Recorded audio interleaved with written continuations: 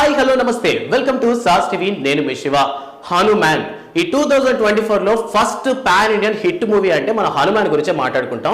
So ఇందులో తేజ సజ్జా హీరోగా నటించాడు అండ్ ప్రశాంత్ వర్మ తీసినటువంటి డైరెక్షన్ స్కిల్స్ అందరికీ నచ్చాయన్నమాట.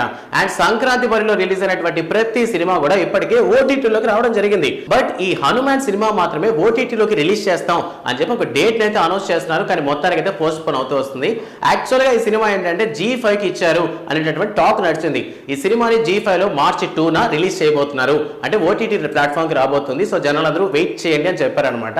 బట్ ఏవో కొన్ని కారణాల వల్ల మొత్తానికి మహాశివరాత్రి సందర్భంగా అంటే March 8న మళ్ళీ G5 లో రిలీజ్ చేస్తామని చెప్పారు.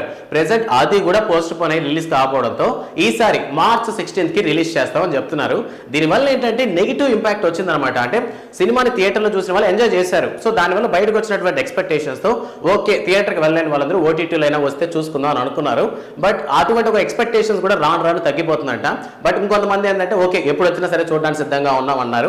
బట్ ఈ సినిమాకి సంబంధించి విషయం ఏమైందంటే సో మన తెలుగులో ఏంటంటే G5 లో స్ట్రీమింగ్ చేస్తామన్నారు. బట్ హిందీలోకి వచ్చేసరికి జియో సినిమాలో March 16th నుంచి స్ట్రీమింగ్ అవ్వబోతుంది అని కన్ఫర్మ్ చేశారనమాట. సో ఎగ్జాక్ట్ గా అదే డేట్ లోనే G5 లో కూడా రిలీజ్ చేయొచ్చు అనేటటువంటి ఆలోచనలో ఉన్నారు. మొత్తానికి మంచి హిట్ పేరు అందుకున్నప్పటికీ ఓటీటీకి ఎప్పుడు వస్తానో ఎదురు చూస్తున్న వాళ్ళందరూ కూడా ఒక డిసప్పాయింట్మెంట్ ఇచ్చిందనే చెప్పొచ్చు. యాక్చువల్లీ మనకి తేజ సజ్జా ప్రమోషన్స్ లోనే చెప్పాడు అనమాట. సినిమా హిట్ టాక్ వచ్చిన తర్వాత మామూలుగా ప్రతి సినిమా కూడా 1 month కి మనకు ఓటీటీలో వచ్చేసింది. బట్ ఈ సినిమాను మాత్రం ఈజీగా ఒక 3 months నేను రిలీజ్ చేయనివ్వను అని చెప్పాడు. బట్ దాని డేట్ వచ్చేసాక ఓకే మాటలు అంటుంటారు, బట్ అట్లీస్ట్ ఇప్పటికైనా ఇన్ని రోజులు ఆడడం గొప్ప విషయం అనుకున్నారు జనాలు. బట్ ఆ మాట నిలబెట్టుకుంటున్నాడేమో తేజ సజ్జా అని అనిపించింది నాకైతే.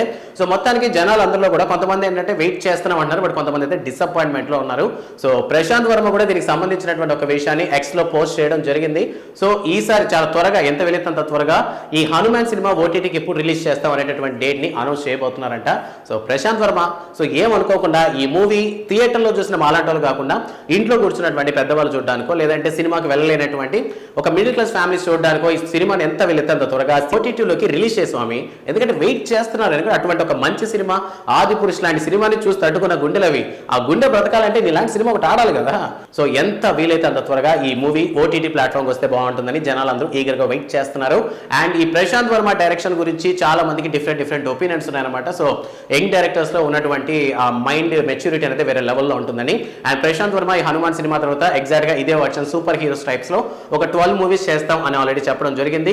సో ప్రశాంత్ వర్మ మూవీ మీద మీ ఒపీనియన్ ఏంటంటే అతను నెక్స్ట్ తీయబడేటువంటి ప్రాజెక్టుల మీద మీకున్నటువంటి ఒపీనియన్ ఏంటంటే అతను తీస్తాడా, తీసే ఛాన్సెస్ ఉన్నాయా, తీస్తే మళ్ళీ ఇదేటటువంటి ఇంపాక్ట్ ఉంటుందా, ఈ హనుమాన్ సినిమా వాటి మీద ఏమైనా ఇంపాక్ట్ చూపిస్తుందా అనేటటువంటి విషయాల మీద మీరు కామెంట్ సెక్షన్ లో మెన్షన్ చేయండి.